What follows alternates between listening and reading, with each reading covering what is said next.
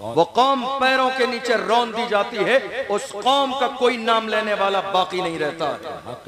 किसी समझदार ने कहा था, न समझोगे तो मिट जाओगे हिंदी मुसलमानों, तुम्हारी दास्तां तक भी न होगी दास्तानों में। आज हालात हमारी निगाहों के सामने है। मुझे बड़ा अफसोस होता है, बड़ी दिली तकलीफ होती है। हमारी कौम के जवान कहते हैं हुजूर का दामन नहीं छोड़ेंगे, हुजूर के नाम पे गर्दन कटा देंगे।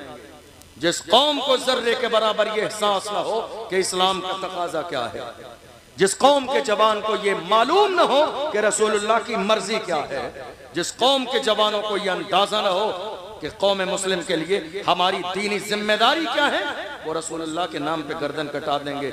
आप ये नारा लगाइए, नारा लगाते तक अच्छा लगता है, लेकिन मैं ये बात सच्ची नहीं मानता हूँ।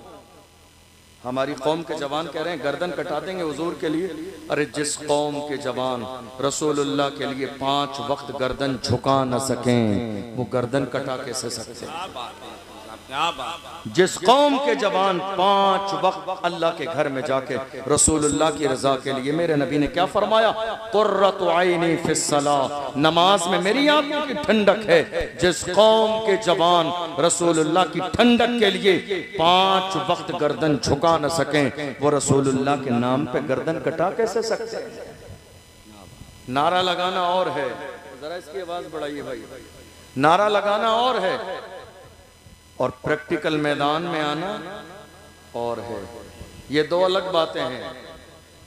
मैं हमेशा कहता हूं अपने जवानों से, कम से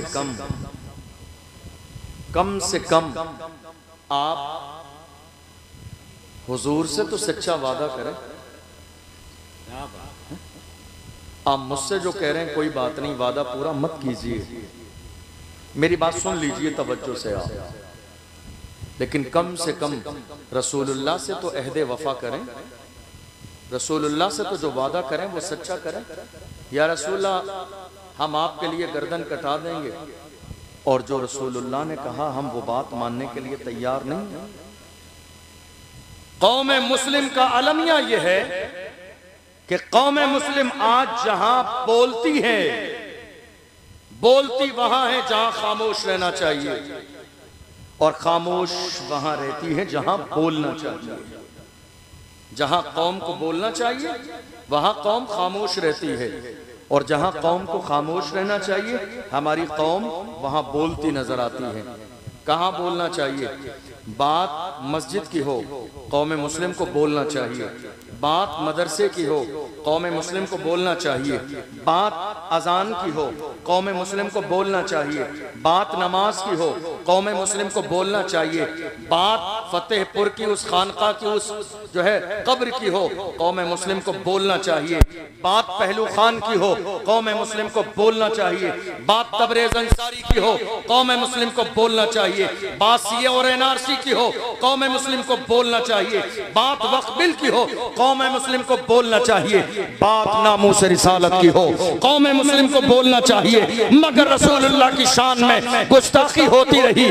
मेरी कौम के बुजुर्गों ने जवानों को अंदर बंद कर दिया। जवानों बोलोगे तो तुम्हारा नाम आ जाएगा, बोलना नहीं। मैं कहता हूँ 1 बार नहीं 1000 बार नाम आ जाए फिर भी कहेंगे कि मोहम्मद से वफा, तू न हम तेरे हैं, ये जहां चीज है क्या लाह कलम तेरे। क्या बात है, जिंदाबाद जिंदाबाद। नाम आता है तो आ जाए। हम बोलेंगे जब रसूलुल्लाह की इज्जत की बात आएगी, क्या बात है। हम बोलेंगे जब नामूस रिसालत की बात आएगी, हम बोलेंगे जब मस्जिदों की बात आएगी, हम बोलेंगे जब मदरसों की बात आएगी, हम बोलेंगे जब खानकाहों की बात आएगी। इसलिए कि हमने रसूलुल्लाह की गुलामी का पट्टा अपने गले में डाला। और जो कह रहे हैं हमारी जान का क्या होगा, अरे हमने अपनी जानों का तो सौदा पहले ही कर दिया है। ताजुश्शरिया के हाथों में हाथ देने वालों, अपनी किस्मत पे नाज करो। ताजुश्शरिया ने क्या फरमाया, जवानों रसूलुल्लाह की जब इज्जत की बात आ जाए तो ये न सोचना मेरी जान कीमती है। ताजुश्शरिया ने फरमाया, जवानों जिंदगी ये नहीं है किसी के लिए, जिंदगी है नबी की, नबी के लिए ना समझ मरते हैं, जिंदगी के लिए जीना मरना है सब कुछ नबी। क्या बात है, जिंदाबाद जिंदाबाद। जीना मरना है।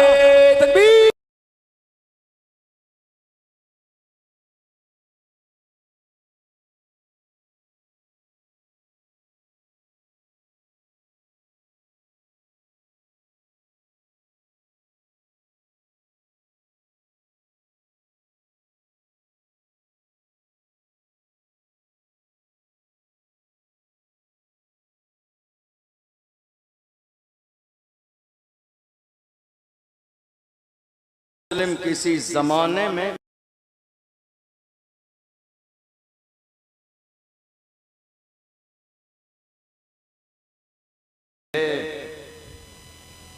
ये हमारे कुछ बड़े बुजुर्ग हैं ना जो जवानों की हिम्मत को पस्त कर देते हैं, ये कह के नहीं निकलना नहीं, नाम उसे रिसालत पे नाम आ जाएगा। ऐसा होता है या नहीं होता?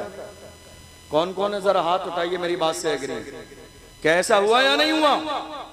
नाम उसे रिसालत का मसला आया, मेरे रसूल की अजमत पर कुत्ते भौंकते रहे और वो ये सोच रहे थे हमारे भौंक देने से रसूलुल्लाह की इज्जत खराब हो जाएगी, नाम खत्म हो जाएगा। अरे मेरे इमाम ने कहा रहेगा यूं ही, उनका चर्चा रहेगा, बड़े खाक हो जाएं, चल जाने वाले हश्र तक डालेंगे हम पैदाइश मौला की धूम, मिस्र फारस नजद के किले गिराते जाएंगे, खाक हो जाएं अदू चल चल मगर हम तो रजा, दम में जब तक दम है जिक्र उनका सुनाते जाए।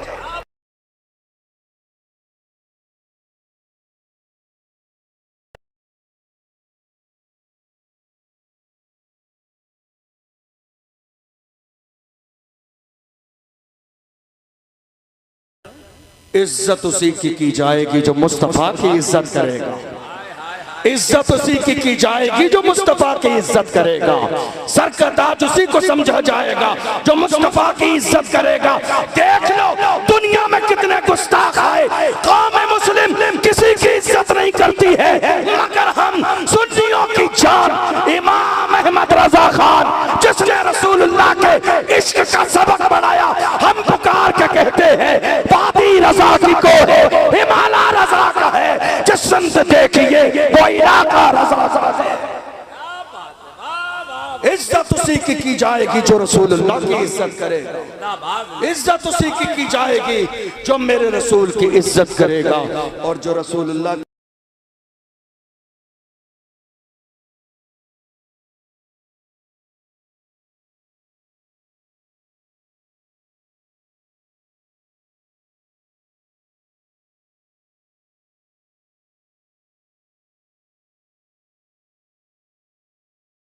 है तो जहान है। हमें इज्जत किसके सदक़े में मिली?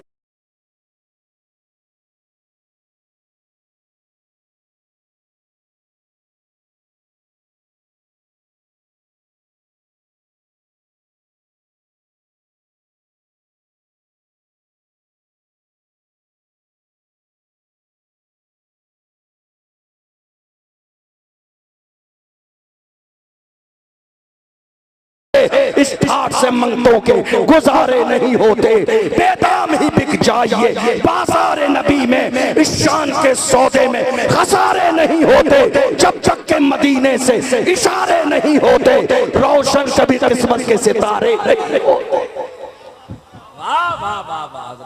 गुलाम बने तो सही हुजूर की इज्जत सिर्फ उसी की जाएगी जो मुस्तफा की इज्जत करेगा। मेरी बात समझ आ रही है आपको? बात समझ आ रही है? माइक की आवाज आ रही है आपको समझ में? मैं ज्यादा तेज तो नहीं बोल रहा हूँ, समझ आ रहा है आगे से पीछे तक?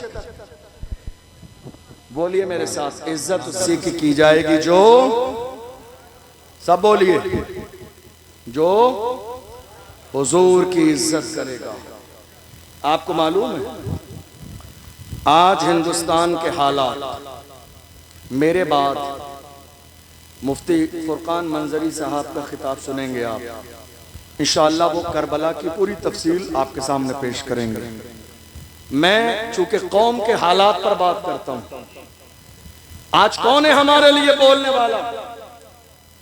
अल्हम्दुलिल्लाह मैं ये अल्लाह की नेमत का शुक्र अदा करते हुए कह रहा हूं कि रोजाना बेशुमार लोग कॉल और मैसेज करते हैं मुलाकात के लिए हिंदुस्तान भर से कि हजरत हम आपसे मिलना चाहते हैं, आप हमें बस टाइम दे दीजिए, हम 1000 किलोमीटर सफर करके राजस्थान आ जाएंगे आपसे मिलने के लिए।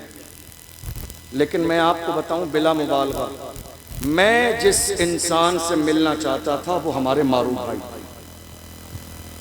लोग मुझसे मिलना चाहते थे, लेकिन मैंने सोशल मीडिया के जरिए इनकी खिदमत देख ली। याद रखिए, लिए हमारे लिए हीरो फिल्मों में आने वाले नहीं हैं, हमारे लिए हीरो नाचने गाने वाले नहीं है, हमारे लिए हीरो वो है जिसके सीने में कौम का दर्द है। हमारे लिए हीरो वो है जिसके सीने में मसल के आला हजरत की मोहब्बत है। हमारे लिए हीरो वो है, घर टूट रहे हो, मस्जिदें टूट रही हो, बेटियों की इज्जत पामाल की जाती रही हो, जान की परवाह न करे, खानदान की परवाह न करे, आके मैदान में खड़ा हो जाए मारूफ भाई जैसा। हमारे लिए हीरो वही है जिसके सीने में कौम का दर्द है, जिसके सीने में बेटियों की इज्जत का दर्द है। मैं तो आपसे कहूंगा, याद रखो, काम करने वालों की कदर करो, कान भरने वालों की नहीं। काम करने वालों की कदर करो, मुफ्ती साहब जिंदाबाद। कान भरने वालों की नहीं। बहुत सारे लोग आएंगे कान भरने के लिए, कान मजबूत कर लीजिए। हमारे यहाँ काम करने वालों की तादाद कम है, कान भरने वालों की तादाद ज्यादा। क्या कहते हैं आप? सही कह रहे हैं? क्या कह रहे हैं आप? काम करने वालों की तादाद कम है, कान भरने वालों की तादाद ज्यादा है। मारूफ भाई जो काम कर रहे हैं, आपको शायद अंदाजा नहीं, मैं इनका जिक्र इसलिए नहीं कर रहा हूँ कि ये मशहूर हो जाएंगे। अल्लाह ने इन्हें पहले ही से मशहूर व मारूफ किया हुआ है। हिंदुस्तान मारूफ भाई को अल्हम्दुलिल्लाह जानता है, इनकी खिदमात की बुनियाद पर मैं जिक्र कर रहा हूँ। लोगों को ये लगता है कि खाली सोशल मीडिया पर व्यूज़ पाने के लिए, पैसे कमाने के लिए ये वीडियो बनाते हैं, लेकिन बात ऐसी नहीं है। आपको अंदाज़ा नहीं है आज कितनी इस्लाम दुश्मन ताकतें मारूफ भाई को दबाने की कोशिश में लगी हैं। कितने लोग फ़ोन करते हैं, कितने लोग मैसेज करते हैं, कितने लोग थाने तक चले जाते हैं कि ये बंदा सलामत न रहे, जेल की सलाखों के पीछे हो। चूँकि आज हर उस शख्स को जेल की सलाखों के पीछे किया जाएगा जो कौम की बात करेगा, जो मिल्लत की बात करेगा, जो नामुस रिसालत की बात करेगा। मुल्क में ये एजेंडा चल रहा है, खादिम हुसैन रिजवी को परेशान क्यों किया गया? चूंकि उन्होंने रसूलुल्लाह की इज्जत की बात की। सलमान अजहरी को जेल में क्यों डाला गया? चूंकि उन्होंने रसूलुल्लाह की इज्जत की बात की। कमर गनी उस्मानी आज तक जेल में क्यों है? उन्होंने रसूलुल्लाह की इज्जत की बात की। कितने लोगों ने मुझसे कहा, अशरफ जिलानी बड़ा खुल के बोलते हो, ऐसा लगता है तुम्हारा बैकग्राउंड बहुत मजबूत है, दबते नहीं हो। मैंने कहा मेरे बैकग्राउंड की बात मत कीजिए, बता दूंगा तो कलेजा दहल जाएगा। मेरा बैकग्राउंड जानना चाहते हो तो सुनो। क्या दबे जिस पे हिमायत का हो, पंजा तेरा शेर को खतरे में लाता नहीं कुत्ता। क्या बात है हजरत, जिंदाबाद जिंदाबाद। क्या दबे जिस पे हिमायत का हो, पंजा तेरा शेर को खतरे में लाता नहीं कुत्ता तेरा। हम गौसे आजम के गुलाम हैं, हम गौसे आजम के गुलाम हैं। तकबीर, सारा मजमा हाथ उठा के इस्तिकबाल। नारे रिसालत, नारे रिसालत, नारे रिसालत, हुसैनी कमेटी भाई जिंदाबाद जिंदाबाद। हम कादरी हैं। क्या हैं? जरा जोर से बोलिए। हम कौन हैं? और मेरे इमाम से पूछो तो इमाम ने क्या कहा? कादरी कर, कादरी रख, कादरियों में उठा, कदरे अब्दुल कादर कुदरत नुमा के वास्ते। तो ये जो कादरी हैं, अब्दुल कादिर जिलानी गौसे आजम को मानने वाले, ये किसी के बाप से नहीं डरते हैं, ये ना दबते हैं, ना झुकते हैं, ना कदम पीछे हटाते हैं, बल्कि मैदान में जाके इस्लाम के दुश्मनों के सामने ये सदा लगाते हैं, जब तक रहेगी जान ये कहते रहेंगे हम अल्लाह के रसूल का फरमान जिंदाबाद। तू क्या हमें मिटाएगा? इस्लाम के दुश्मन छाती पे चढ़ के बोलेंगे इस्लाम जिंदाबाद। दुनिया ये कोशिश में लगी है कि कलमा पढ़ने वालों की आवाज को दबा दिया जाए। छाती पे चढ़ दुनिया ये कहने में लगी है कि कलमा पढ़ने वालों की आवाज जबान से निकलने नहीं देंगे। मगर जालिम देख, दुनिया ने बोलना तो हमारी जबान देख के सीखा। ये हमारी जबान है। ये जो पिंडाल आपको नजर आ रहा है इतना आलीशान, आज बहुत सारे लोग पिंडाल लगाने लगे, लेकिन ये पिंडाल शुरू किसने किया? हमने किया। ये स्टेज लगाना किसने शुरू किया? हमने शुरू किया। ये गलियां सजाना किसने शुरू किया? हमने शुरू किया। ये मोहल्ले सजाना किसने शुरू किया? हमने शुरू किया। दुनिया नकल कर रही है, हम किसी की नकल नहीं करते, हमारे लिए रसूलुल्लाह का तरीका काफी है। दुनिया हमारी नकल कर रही है, हम किसी को देख के मोहल्ले और गली नहीं सजाते। हाल ये है, जिन पत्थरों को हमने अता की थी धड़कने, जब बोलने लगे तो हम ही पे बरस पड़े। हालात आज हमारी निगाहों के सामने हैं। मारूफ भाई को बहुत सारे लोगों ने दबाने की कोशिश की, बहुत सारी ऐसी बातें हैं जो, चूंकि वक्त इतना नहीं है, 1 बज गया है, मैं बताता। बहुत सारे इशू उठाए मारूफ भाई ने, लड़कियों के हवाले से और बहुत सारी चीज़ें उठाई। बहुत सारे लोगों ने धमकियां भी दी कि आप ऐसा करोगे, लेकिन अल्हम्दुलिल्लाह ये रज़ा के शेर हैं, और रज़वी शेर न डरते हैं, न दबते हैं, न घबराते हैं, न मैदान छोड़ के भागते, क्योंकि हम हक पर हैं। मैं आप सबसे यही कहूँगा, जिस काबिल भी हैं मारूफ भाई का साथ दीजिए, इसलिए कि ये और इनकी टीम हकीकत में अपने सीने में कौम का दर्द रख के उन लाचार मजबूरों के घरों तक पहुंच रही है जिनके यहाँ खाने तक का इंतज़ाम नहीं है, जिनके यहाँ खाने तक का इंतज़ाम नहीं। और जो हमारी रज़ा एक्शन कमेटी है, जिसके मौलाना इमरान साहब अध्यक्ष हैं, अल्हम्दुलिल्लाह ये भी बहुत बड़ा काम कर रहे हैं, जहाँ मस्जिदों के मसाइल, ज़मीनों के मसाइल, बहुत सारे काम कर रहे हैं। और सैयद शबाब मियाँ साहब क़िबला पीछे बैठे हैं, बड़े मुखलिस, बड़े उलमा नवाज हैं, बड़ा अच्छा अखलाक और किरदार है, हमेशा दीन व सुन्नियत मसलक आला हज़रत के लिए हमा वक्त तैयार रहते हैं। अल्लाह इनकी भी उम्र में बरकतें अता फरमाए। मैं आने के बाद आपके मदरसे में गया था, गालिबन दारुल बरकातिया रज़विया करके है, मौलाना दानिश साहब क़िबला, बहुत बड़ी ज़मीन है और बहुत खूबसूरत आपका दारुल है। मैं हाथ जोड़ के कहूँगा, खुदारा उसके लिए पूरा सपोर्ट कीजिए, ताकि ये छोटा सा मकतब और मदरसे की शक्ल में न रहे, सुन्नियत का मरकज़ बन जाए आपके इलाके का। सपोर्ट कीजिए दिल खोल कर, बहुत अच्छा, हमारी और आपकी जिम्मेदारी है। अब आइए जरा चंद बातें सुनिए। आज मुल्क के कोने कोने में हालात ये हैं कि हमारी आवाज दबाने की कोशिश की जा रही है। ऐसा है या नहीं है?